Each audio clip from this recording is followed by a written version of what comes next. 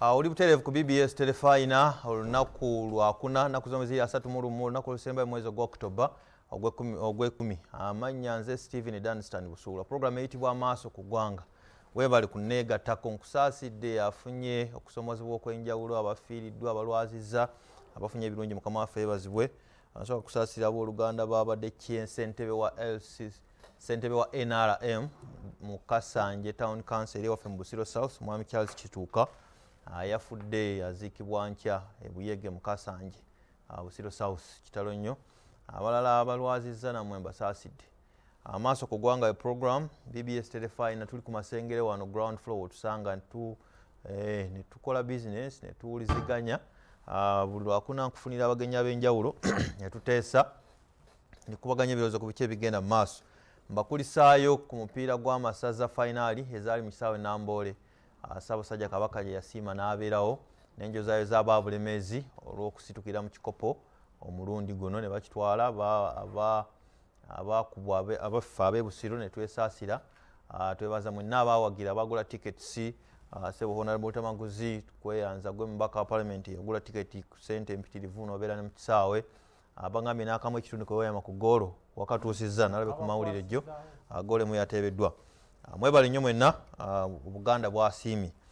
Olunaku olwaleero nyina abagenyi basatu tugenda kutunira ku nsonga z'e Makerere University. Makerere litendekero ekkulu mu ggwanga Uganda era lyerisinga obukulu mu ggwanga Uganda ngamba oldest, era ng'abayizi mukimanyi kuva Sabiti ewedde beekalakaasa olwa kwongeza mu nsimbi ebitundu 15 ku buli 100. Abayizi kyebagamba kiri unfair tekijja ne basalawo kwekalakaasa. Nabadde jjo wano ne Deputy Guild President n'antegeeza nti basooka ku dialogue era n'okwekalakaasa kwabwe kwali peaceful nga bagala okwengeginga authorities mpola mpola, naye bwe byatuuse ne bigaana.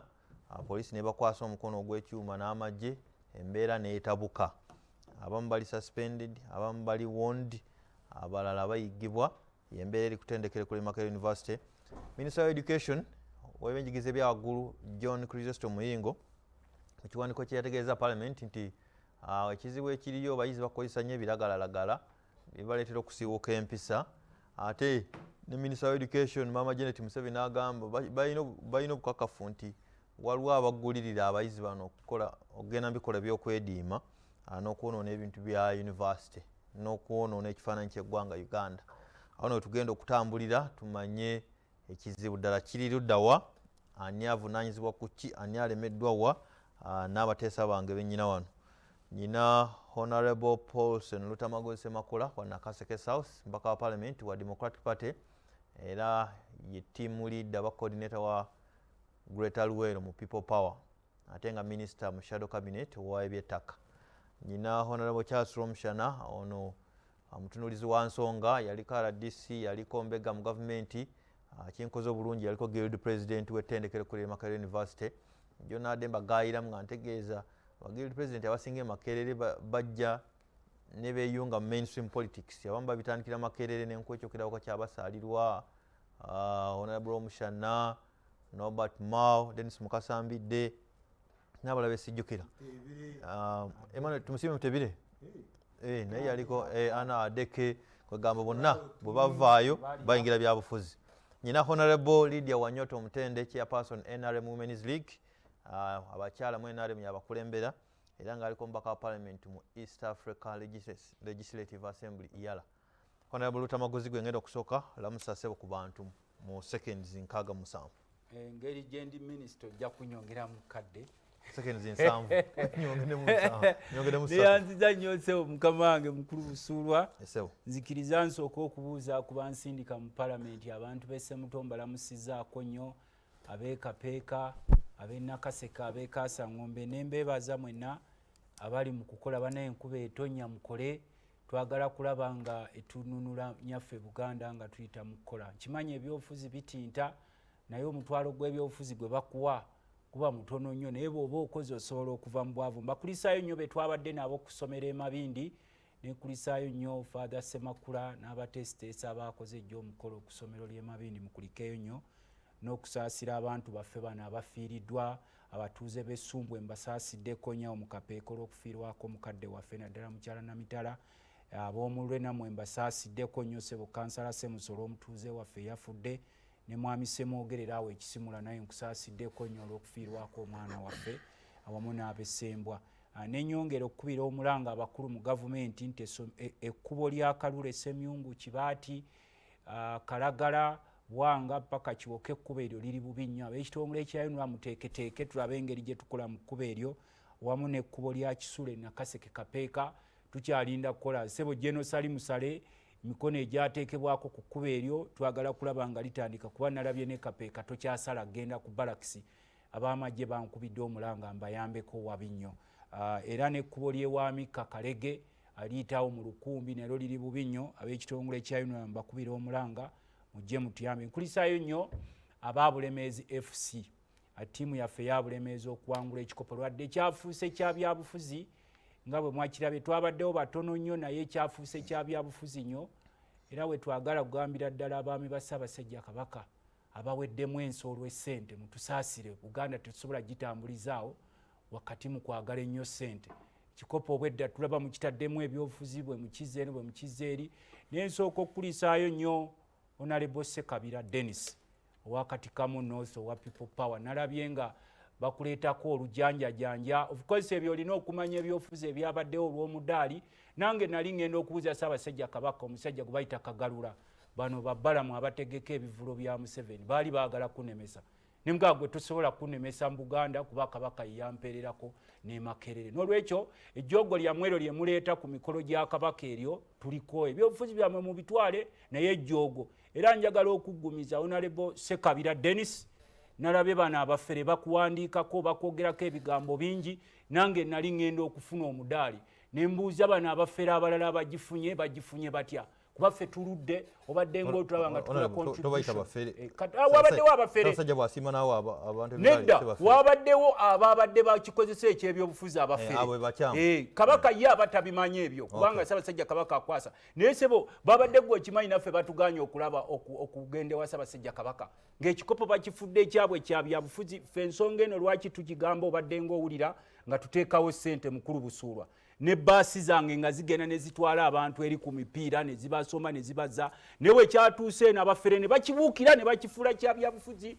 Kati nalabye babuukira Honorable Ssekabira Dennis, coordinator waffe wa People Power mu Luweero, mumuveeko ebikopo byammwe mu bitwale mu bigobereko ebyobufuzi. Ssaabasajja Kabaka ffenna atukkiriza okubeerawo, oba omudaali gwammwe gwe mwagala, kubanga nze nabagamba nti nze midaali egyo egy'essente gye mukukuta naddala mu abaami ba Kabaka abatalina nsonyi mu abaagadde ennyo ssente mwatukoze bubi nnyo ku mupiira ogwo. Ekyo nkimaze ssebo kensembyayo. Njagala okukubira abantu baffe mu Buganda be bagoba ku ttaka. Tewaliiwo muntu mulala gye mugenda kulaga wano weewammwe. Tulabye abantu bangi muweddemu ensoolo essente, nabadde n'abakulu abamwe ye waffe nga basayiningiddeko abantu baffe okubagoba.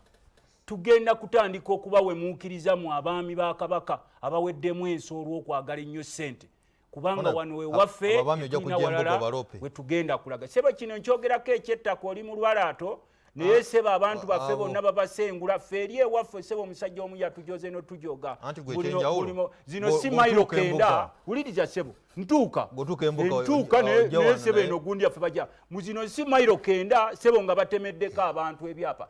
Muli wano mu kuzannya wano museka, naye ensi yaffe Buganda tugenda fuuka emmomboze gye bujja naddala mu abaami Kabaka be yakwasa obuvunaanyizibwa ne mwagala ennyo ssente ne mutunda ensi yammwe Buganda. Sebo mukisa guno gwompadde Munnabulemeezi Honorable Kyasula Omukyala lamusa ku nsi eyo. Ekiri mu nsi obusungu busunga bungi nnyo. Anyway, abatulaba abatuweereza, Katonda w'amaanyi, Katonda wa kisa. Buno obusungu bw'olaba abantu balina bujja kukakkana. Tusaba bukakkane koza obusungu obukyayi bye biri ku mimwa gy'abantu. Tubanga tukikozeeko tugenda kuggwaawo, but Katonda wa kisa tujja kubaawo. Ate ekyokubiri Katonda agolola omukono gwe n'akuba ekibi, mujja kukiraba nga kigenda.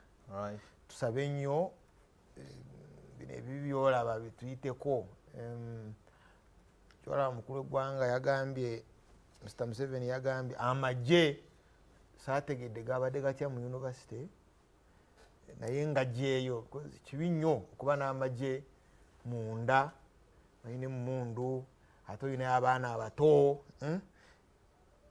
tabasomye engeri gyakuhandolinga abaana ekintu kiyinza okuba ekibi but ekirungi kiri nti kiranga nti bwetusaba katonda aba engeri gyakola ebintu bye ebizibu ebityo ne bitaba nekyo mwakisabidde tusaba nze nsaba gwe tomanyi maanyi gange gosa ekyo ekisembayo nsaba tubeere n'omutima gw'obuntu bw'oba oyagala kyotayagala bakikukole lwaki okikola muno gwe balirira tolina kyolya olina akayumbako busuulu njogerako gwe kati olina akayumbako olina akabanjako kwolya wandyagadde bakugobewo bakusuule mu kukubo ku street kati wabanga tokyagala lwaki okikola muno kuno ku nsi ogenda kujjako ki because fenna eno emibiri ejja kuvunda tubeerawo omutaka oba olina ebizimbe ku Kampala street oba olinawo kyogenda kubirekawo so lwaki ogobawo oli ate nga tewandyagadde bakugobe wooli so tujja kusaba ni musaala buli omwoyo gw'obuntu gutuddemu empewo ezituliko ez'okwagala okulya ensi yeno nti osobola okunywa amazzi ga Lake Victoria n'ogamalawo wekka alone ekyo ekituveemu webali nnyo muzinda ngenda guwa Honorable Lydia Wanyoto akolamuseeko chairperson NRM ebisaala yawedde Honorable Wanyoto nkwaniriza lamusa ku bantu abatuwuliriza n'abatulaba balamusizza nnyo njagala kuyozayoza mwenna aba Buganda babadde abeetabidde mu mipiira gino egy'amasaza timwebale kulaga obumu n'okulaga nti nno muyinza okutambuza omuzannyo gw'abangi ne mulaba nti abantu bavudde bonna bonna nga buli omu wadde alina sayidi gy'awagira naye ne mulaga obumu n'okulaba nti mwetabidde wamu okulaba nti omuzannyo no gitambula.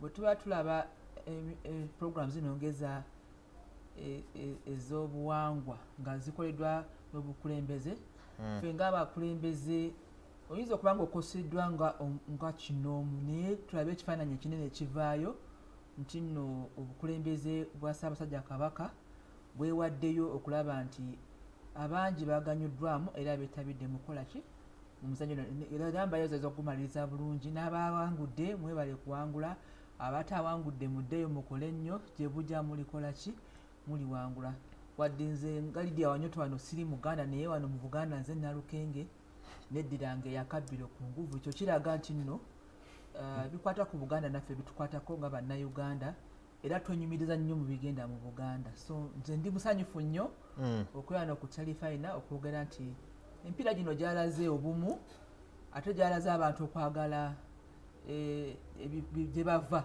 kituufu nnyo mu masaza gaabwe buli omu yawaddeyo kasobola si buli omu yasanyukiddemu naye nze ndaba nti ekifaananyi ekinene kyajjeeyo okwagala Obuganda n'okwagala amasaza mwebale nnyo mwebalire ddala temujjangu right ye Honorable Lydia Wanyoto Omutende gwe tugenda okutambula naye Honorable Tamaguzi ngenda kutandika naye ku nsonga z'Emakerere University Parliament lunaku lwaleero kubaganyizaako ebirowoozo ne bava ne resolutions at the end of the day ne bagamba abayizi abaagobeddwa aba expulsions and suspensions babisazeemu university ebyo birisindinge Minister wa Defense bamulagidde nti tebaagala kulengera yadde ku uniform y'amagye ku main campus ne mu hostel zonna ekyo kituufu ne General Museveni yali akiragidde bagaye fees increment be halted 15% eyekayanya abayizi eyimirizibwe mbagirawo Parliament ya Uganda namba 4 molestation of female students be investigated ekigambibwa nti waliwo okukabasanya abayizi abakyala ku university kinoonyerezebweko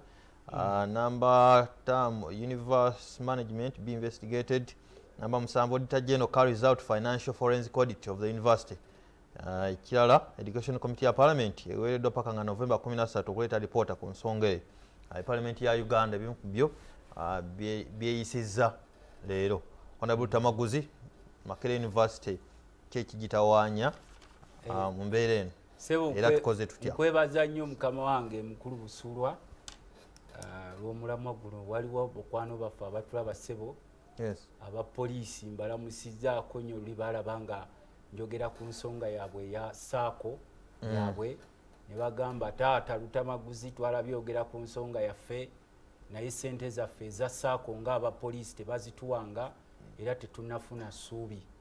Abakulu abali mu poliisi abagagga ennyo baagala kubba ssente bw'abapoliisi abanaku ze baba basalako nga tebeeyagalidde mu saako yaabwe y'Exodus. N'olwekyo abakulu mutulaba abasajja mubawe ssente zaabwe basobole ozakisesinga. Kati tubadde mu palamenti okuteesa ku nsonga eno olwaleero nabadde nnina ne gyendaga n'ensazaamu ekiriko kiwagiddwa Lindako kanzije. Lovely Agent Facial.